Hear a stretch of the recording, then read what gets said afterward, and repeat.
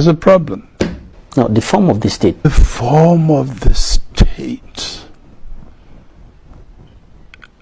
You know, in our questionnaire to Anglophones, we try to influence the Anglophone opinion, but we did not succeed. Therefore, it shows how deep the problem is. When you say you tried to influence... We tried to influence... How? Good question. When we said, what form of government do you think can solve this problem? Federation, for example. Decentralization, as we are trying to live it now. I think just about 4 or 5 people reacted out of 1,000. 69% of Anglophones said absolute, the word they used, many used was absolute separation. That is to say, cessation. What? Who was taken aback. Secession was not on the questionnaire. You had federalism and decentralization. Yes. And they ignored the two. But then we said, have you any other proposition to make? We left it open. Have you other proposition? But many said in the questionnaire, acting on outside the questionnaire, said we should have proposed also a referendum. They said no, a referendum is not a form of state, form of government. And when you look at that reaction, what do you read within the lines? What would you conclude is the stand of? We drew the conclusion. We drew the conclusion because we have a document now. The causes, the propositions of those who reacted to our questionnaire, about 1,000 people, and then our own, what we think. For those who reacted to our questionnaire, 69% are convinced that if we want to love each other, that is to say, if the Anglophones and Francophones want to live as brothers and sisters, absolute separation on the level of government, that is important. And that is what sounds like a taboo. Our position is that everything should be put on the table. There should be no taboo. That's our own position. But not that it is our own, not that we are saying that we should absolute separation, but we say whatever the opinion of some, let us listen to him. But secession should be on the table of discussion. Yes. In the national dialogue. Let them try to convince us. If they convince us, we should take it. If it's convincing. That is why I think personally. Are you saying that if the people who are standing for secession convincingly present their point of view, President Paul Biya should accept to separate Cameroon? Of course. Is it feasible? It's possible, since it is human. It's not the law of God. We were not that. We were separate. Were we not? We were. Do you think that separation is going to solve this problem? Personally, do you think that separation can solve this problem? Of course.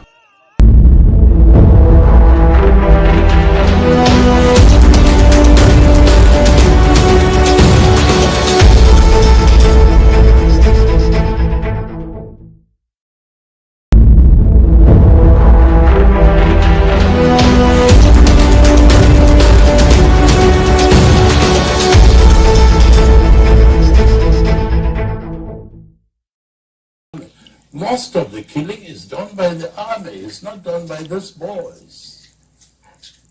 Do you have empirical facts? Oh, of course. Objective study, which is still going on. In Kumbu, 400 people have been killed in the diocese of Kumbu. The Bishop of Kumbu and his priests and some have made a study. And the majority of those who have been killed have not been killed by these boys because they do not have the sophisticated arms that the army have. Maybe if they had, they would have killed more, but they don't have the possibility of killing more.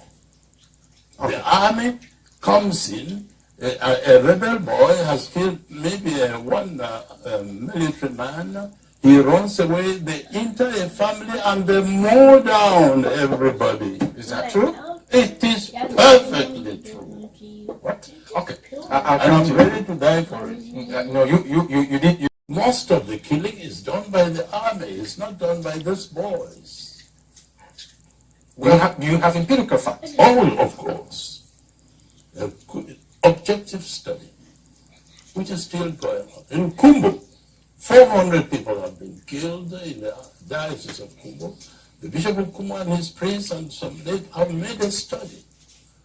And the majority of those who have been killed have not been killed by these boys because they do not have the sophisticated arms that the army have. Maybe if they had, they would have killed more, but they don't have the possibility of killing more. Okay. The army comes in, a rebel boy has killed maybe one military man, he runs away, they enter a family and they mow down everybody. Is that true? It is perfectly true. What? Okay. And I'm ready to die for it. No, you did.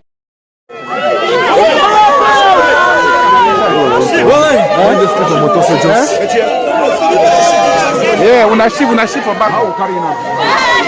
Most go the chair. Go that chair.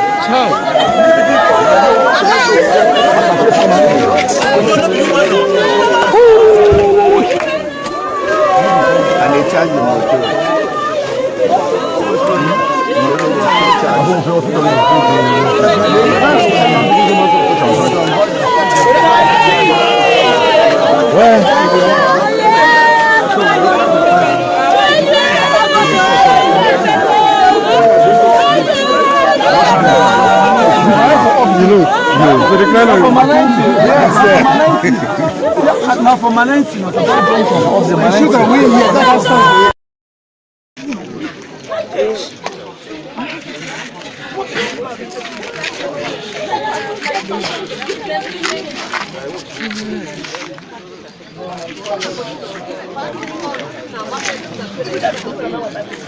For those who don't know this area, this is former Mogamo.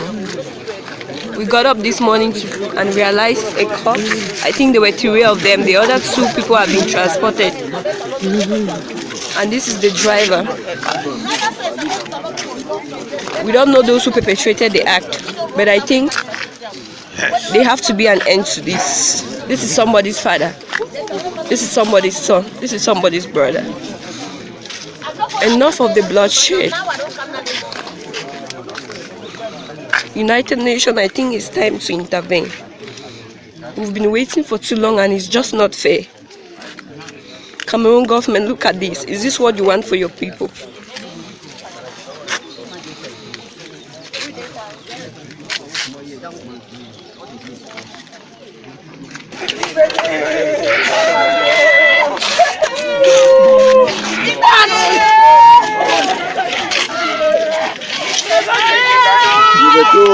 Bet.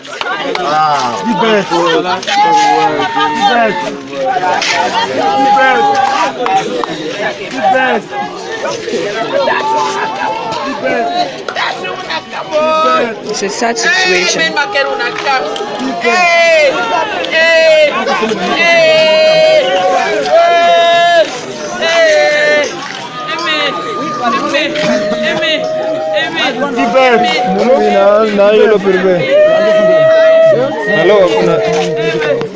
The United States and all members of the Security Council have an obligation to invoke the responsibility to protect the lives of our people, to protect the dignity of our people. The United States and all other countries must show clarity of purpose and focus. The international system is disjointed in its approach. This ambiguity has always given Mr. Biya and Cameroon an escape route, believing in the use of force to resolve political issues.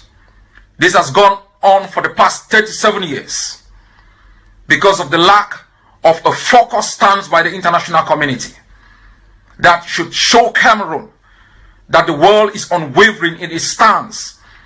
It's unwavering, backing the very basic principles for the maintenance of international peace and security. That the world is unwavering in upholding the respect of human rights and human dignity.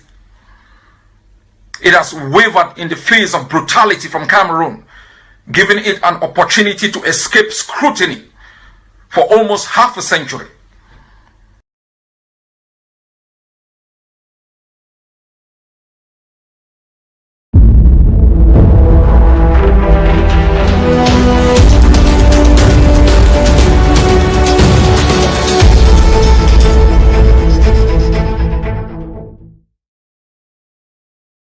And some state or believe that it's like you have a secret letter that was written by late Christian Cardinal Tumi about the dialogue, and their worry is that it may end up like the second coming of Jesus Christ, because they don't see this same government moving towards the way. Number one, I've told them that it will not be this government. So what else do they want me to say? There will be a dialogue, but not with this government, period. And yes, I'm telling you the things that the Cardinal told me before he passed on. And we respect the wishes of a dead man. So it's going to be like that. What else do you want me to tell you? Do you have any other difficult question you want to ask? No, just reacting. And don't forget that I have a crystal ball. I look into it and I tell you the future.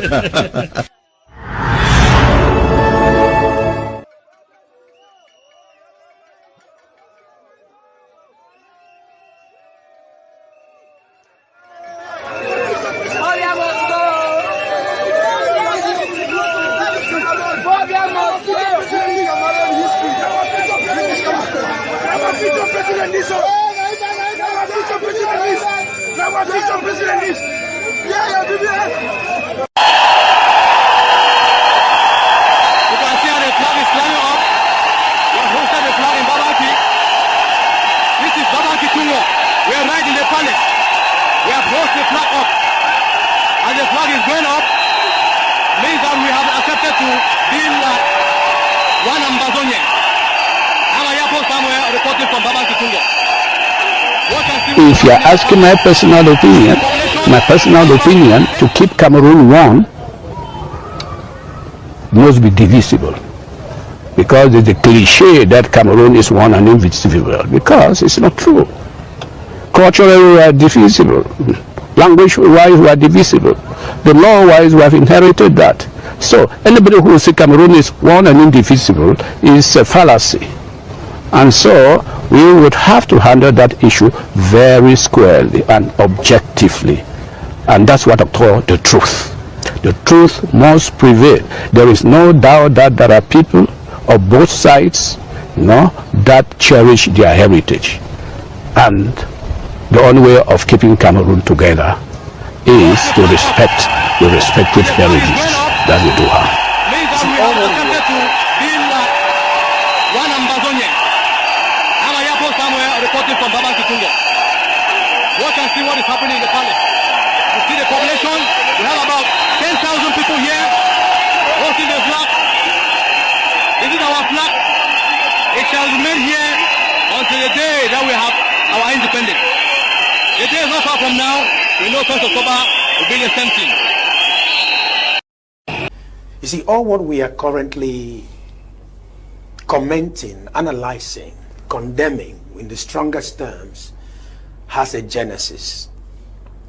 And Mr. Leo, we've got to tell ourselves the truth, looking at each other on the face. Mr. Leo, it is a historical fact that the liars-in-chief of this government have been lying to Cameroonians, especially the elites of the Northwest and Southwest region. Until when His Excellency the President of the Republic made a declaration in France and said there was an assimilation agenda by the government of Cameroon to assimilate Southern Cameroonians in this God-so-blessed country. Mr. Leo, it is a historical fact that this God-so-blessed country had 2 stars on its flag. That simply meant 2 people came together to build this great nation. Each time, Mr. Leo, I watch at the pictures that were taken in Fumban, the banner reads, "How pleasant it is for brethren to dwell or come together." Today we are seeing Cameroonians killing each other simply because there was an agenda for assimilation. And ever since the head of state of this great country made that pronouncement, Mr. Leo, we have not had commentaries or even apologies from our elites that have been lying to us that everything is okay, there was no assimilation agenda, there was no marginalization. My co-panelist on the right made mention a while ago. We started with rubber gun. It went on to Dane guns. We have now had sophisticated equipment. I was not part of that process. How did we get here? It's a question you've asked me. We have gotten here because of greed. We have gotten here because of egocentrism. We have gotten here because we don't have love for fatherland. And Mr. Leo, we must be able to tell ourselves nothing but the truth. Each time you enthrone a lie, the truth becomes the rebel. Cameroonians are dying every day simply because we don't want to tell ourselves the truth. Mr. Leo, the government of Cameroon refused to apply the constitution that was given to them, and today we are talking about fast-tracking decentralization. Mr. Leo, I want to say it in all honesty. The government bench of Cameroon has to take responsibility to end this crisis. If the head of state of this country admitted in an international platform that there was an agenda of assimilation, where is the justice to give the people of Southern Cameroon special status? Where is the justice? You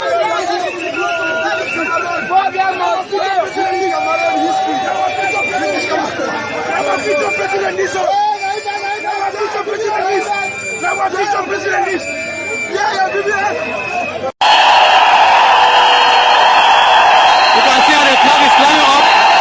We have hosted the flag in Babaki. This is Babaki Tungo. We are right in the palace. We have hosted the flag up. And the flag is going up. Means that we have accepted to be one Ambazonian. I'm a Yapo somewhere reporting from Babaki Tungo. Watch and see what is happening in the palace. You see the population. We have about 10,000 people here hosting the flag. This is our flag. It shall remain here until the day that we have our independence. The day is not far from now. We know 1st October will be the same thing. That you call yours, people can do what has been done to our children in West Cameroon. I call it West Cameroon because you will never take it out of our mouths again, because that is a territory in which we believe in freedom. To go out on the street and demonstrate is a basic right for us. And that is why we are saying that there are 2 Cameroons that came together.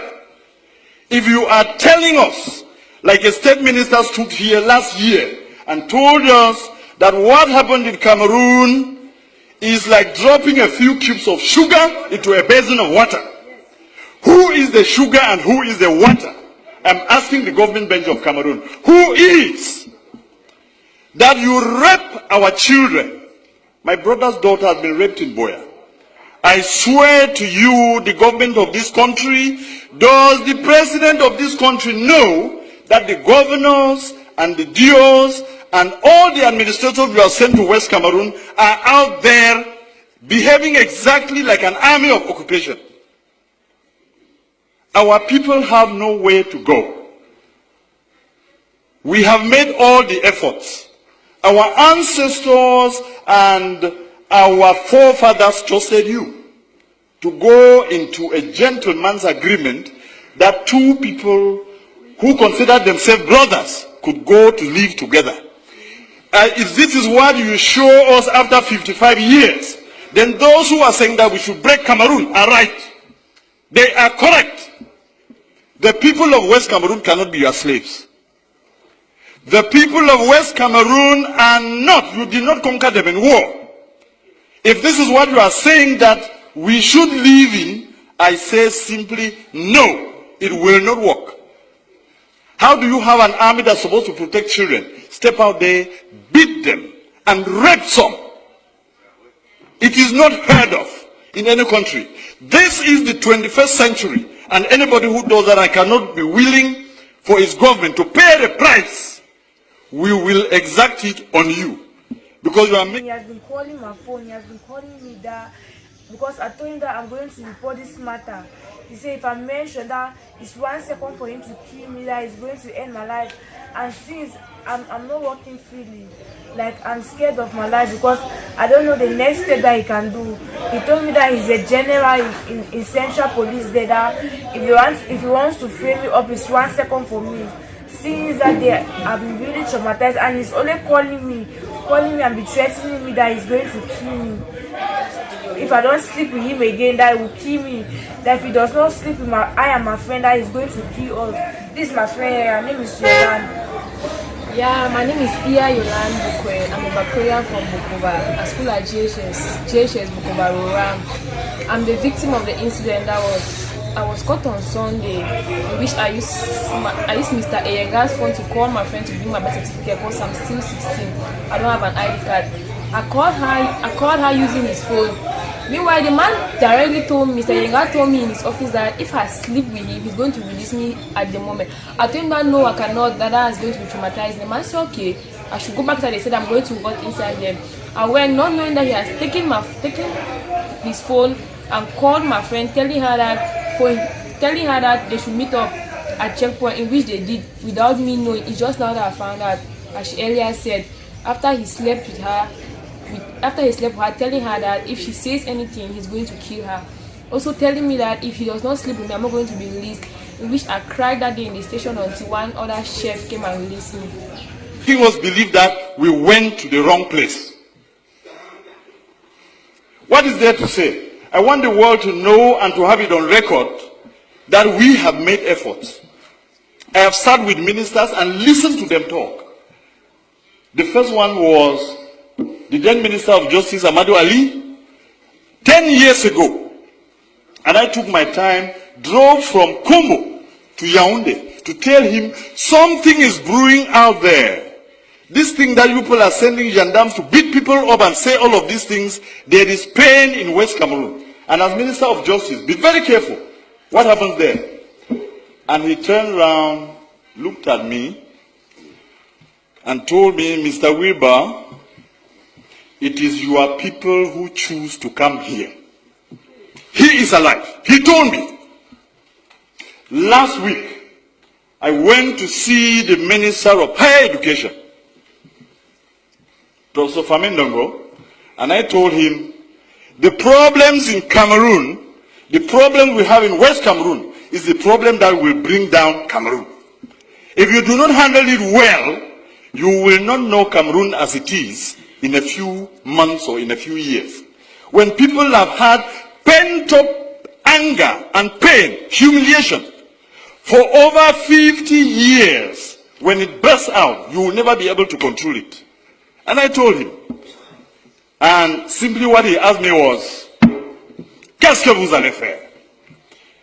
Because you have your army of occupation out in West Cameroon, you believe that when the people will rise, even if you took the whole of the French army and added to yours, you will never bring them down. And we have no need for that. We don't have any need for that in the 21st century. I was one of the believers in a unified Cameroon. And I want to tell this house that what has happened to those children in Buea University and in Bamenda has convinced me that the people who say Cameroon should go in two parts are correct. And there are more and more of us out there who now believe that it is the ultimate end. I listened the other night, an offer of 1,000 jobs, an offer of 2 billion francs for lay schools, and I laughed at myself. Are my people slaves? So you now take them to be your dogs, that you can beat and wound and maim, break their bones, then throw a piece of meat for them to fight over. It has to end. If we, the people of West Cameroon, have to continue doing what we are doing, it is because we believe that the more is always the merrier. When you have more people, you have more chances of surviving in life. If the more people who are the people of East Cameroon have proven to us that our blood means nothing, then it is time for us to say it will soon be over. I want to give you a quote here in this house that I borrowed from the American liberators. When injustice becomes law, resistance becomes a duty. The people of West Cameroon have a duty to resist your oppression. I called it oppression because of what I've seen in the field. Let me quote you another two instances. 3 weeks ago, there was an incident in Bangolan, which is a neighboring village to Jakiri, where I come from. And I don't know what it was about, and a gendarme officer was killed. And the forces of law and order, under the instructions of the SDO of Ngokitunya, move into Jakiri, a neighboring village, and take away 100 men. Just beat them up, break their bones, and then just leave them there. And I went to that place where he took these people, and I told him, Mr. SDO, you are going to release my people. He sent soldiers to me, and one of them told me, I said, I am the representative of these people because I'm a parliamentarian. And the guy, young man, turned around and asked me, "Et puis quoi? On n'est pas ici à Yaoundé." And he drew a line on the ground to tell me, if you cross here, you will see the consequences. Unfortunately for him, I happen to be a descendant of the warriors, so nobody draws a line before me. And I crossed, and I told him, shoot me. I told the SDO, release my people. In 12 hours, he released them. But some are still lying in the hospital. They beat and kicked a woman, and she miscarried, a pregnant woman. And nobody can question this. That is the reason in this master plan to finish our culture and our people. You have chosen that every single administrator or every commander of the army is from East Cameroon. That is why they sit there and they can kill the people without remorse. This has to end. Mr. President, Mr. Speaker, I want to repeat this quote. When injustice becomes law, resistance becomes a duty. We, the people of West Cameroon, will resist you, and if you want to take that territory by force, you will kill to the last man before you take it. And you can start from me today. You can start from me. It has to end. Somebody has to know that this is not how you treat a people. 50 years is too long. 50 years is a very, very long time. And we come here and sit just talking about the budget. You normalize murder. You normalize rape. Mr. Speaker, I am sorry to tell you that this is part of the resistance. You will hear me to the end. When injustice becomes law, resistance becomes a duty. It is my duty to defend my people. You will not stop me because of lack of time. Or if you want to, you can call your brutal gendarmes to come and kill me here. I will not. I will not. I want you to hear this, Mr. Speaker, that my people are suffering, and that the cube of sugar that was defined in this house, are you just angry, Mr. Speaker, that the person you considered your slave, a slave has risen in the master's house and is asking a question? I have, Mr. Speaker, I'm telling you, this is part of my resistance, and you will hear me to the end. Bring the brutal soldiers who raped our daughters to take me out of here. I will say it to my end. I will say it to the end. There is nothing you can do to me. I'm wondering whether His Excellency the President of the Republic knows that the governors and the DOs are behaving exactly when they are posted to West Cameroon as colonial masters. When they abuse people and insult them and do all they have done, we have to resist, and we have to tell you our people will not be brought down because we came into this union as equal partners. Yes, sir. And I am done. And I am done. And we will resist. And there is nothing you can do to stop us, because this is part of our culture that we inherited. You people who fear every administrator and every ruler, we challenge our rulers, we take them to task, and that is why they are accountable. Thank you very much.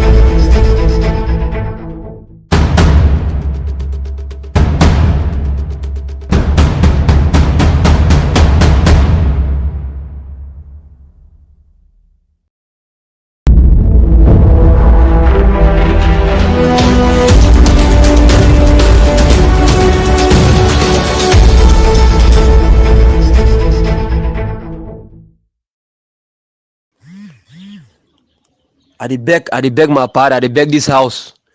The level where they kiss civilian and now don't too much.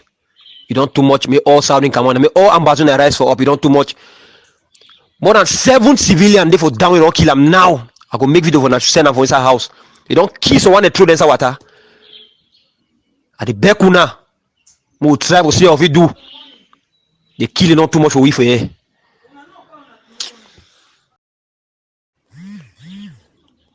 I dey beg my pardon, I dey beg this house. The level where they kiss civilian and now don't too much. You don't too much. May all Southern Command, may all Ambazonia rise for up. You don't too much. More than 7 civilians they for down. We don't kill them now. I go make video for na send them for inside house. You don't kiss someone they throw them inside water. I dey beg una. Mo try to see how we do. They kill not too much for we for here.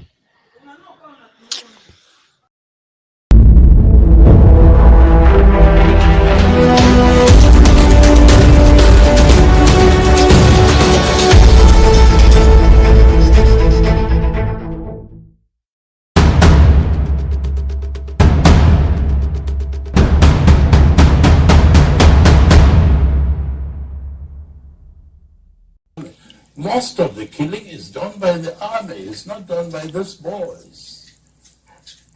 Do you have empirical facts? All, of course. A good objective study, which is still going on. In Kumbu, 400 people have been killed in the diocese of Kumbu. The Bishop of Kumbu and his priest and some have made a study. And the majority of those who have been killed have not been killed by these boys because they do not have the sophisticated arms that the army have. Maybe if they had, they would have killed more, but they don't have the possibility of killing more. Okay. The army comes in, a rebel boy has killed maybe one military man. He runs away, they enter a family and they mow down everybody. Is that true? It is perfectly true. What? Okay. And I'm ready to die for it. No, you did. Most of the killing is done by the army. It's not done by those boys.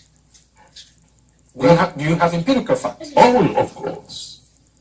A good objective study, which is still going on. In Kumbu, 400 people have been killed in the diocese of Kumbu. The Bishop of Kumbu and his priest and some have made a study. And the majority of those who have been killed have not been killed by these boys because they do not have the sophisticated arms that the army have. Maybe if they had, they would have killed more, but they don't have the possibility of killing more. Okay. The army comes in, a rebel boy has killed maybe one military man. He runs away, they enter a family and they mow down everybody. Is that true? It is perfectly true. What? Okay. And I'm ready to die for it. No, you did.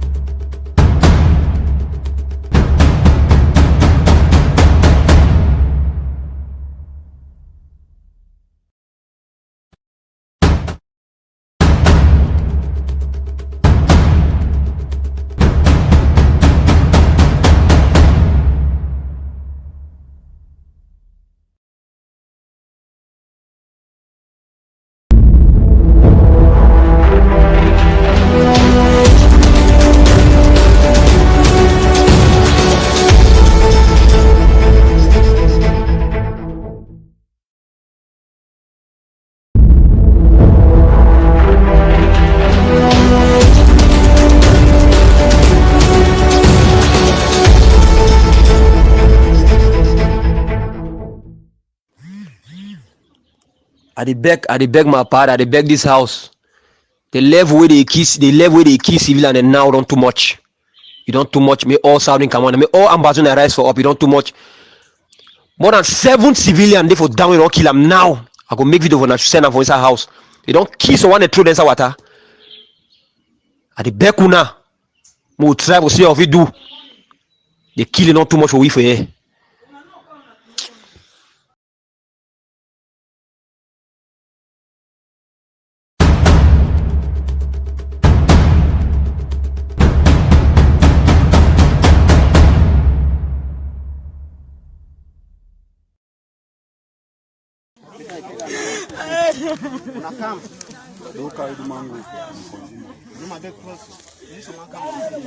Tio, Papa, we are so rest in peace. I tell you, we are so rest in peace. Oh.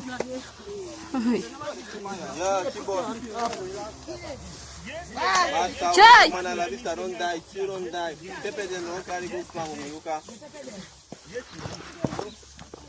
Divided spirit.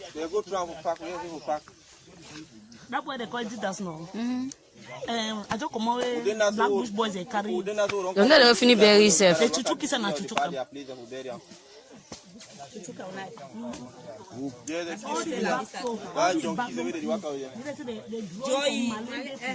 Hi. Presently now that boy. Some people remain very every kid so off.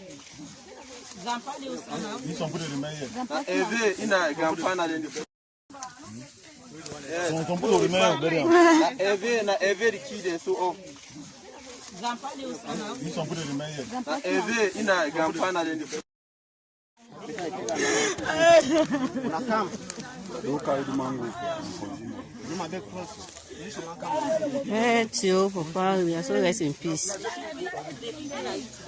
I tell you. We are so rest in peace. Oh.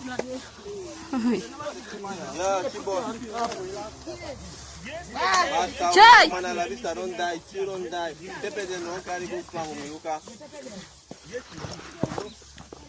Divided spirit. That's why they call it us now. I just come away. Black Bush boys they carry. Don't let them finish bury yourself. They chuchuki sana chuchuka.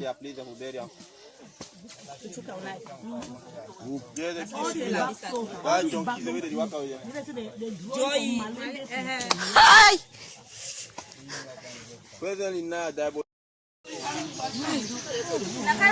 Doctor, me the worker.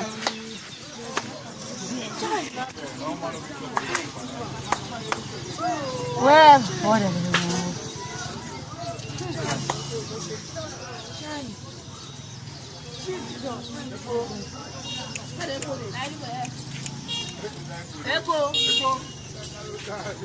oh,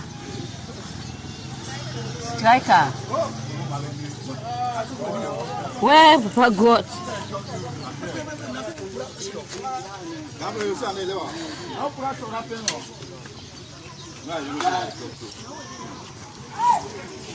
They said they.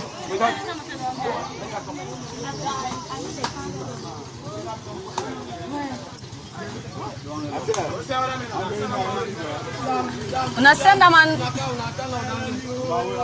Where Papa the hat? That oh, it's not good.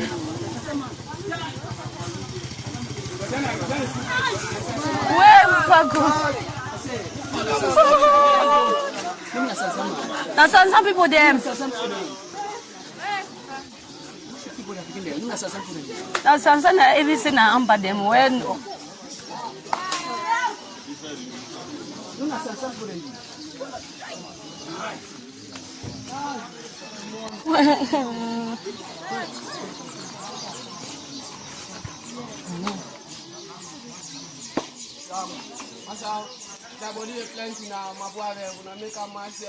Hey!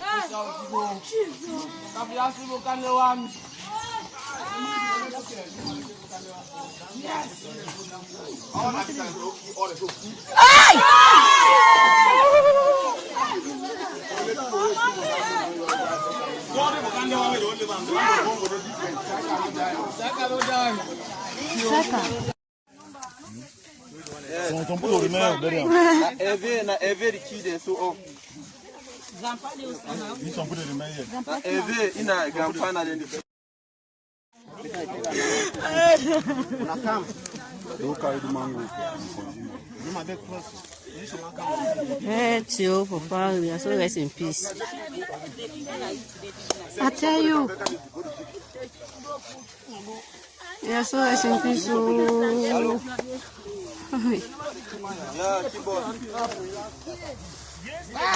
Chai!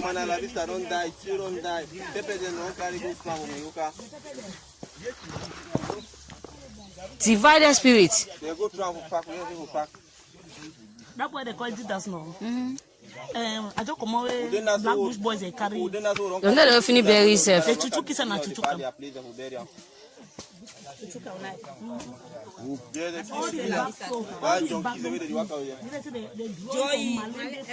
Hi! The United States and all members of the Security Council have an obligation to invoke the responsibility to protect the lives of our people, to protect the dignity of our people.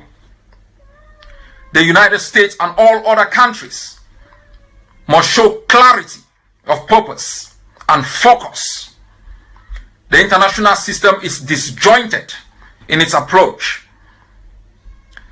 This ambiguity has always given Mr. Biya and Cameroon an escape route, believing in the use of force to resolve political issues. This has gone on for the past 37 years because of the lack of a focused stance by the international community that should show Cameroon that the world is unwavering in its stance. It's unwavering, backing very basic principles for the maintenance of international peace and security. That the world is unwavering in upholding the respect of human rights and human dignity. It has wavered in the face of brutality from Cameroon, giving it an opportunity to escape scrutiny for almost half a century.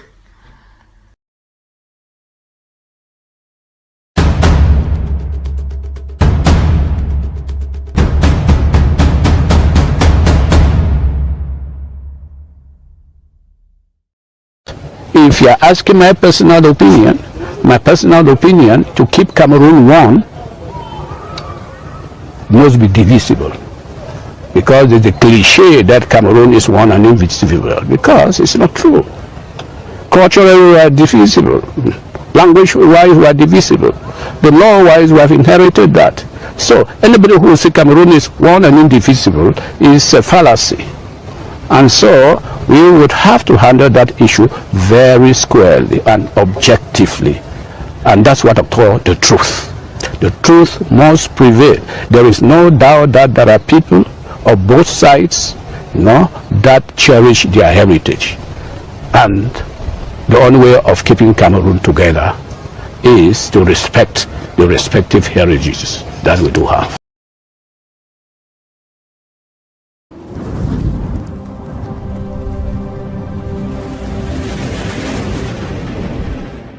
Welcome to ACN.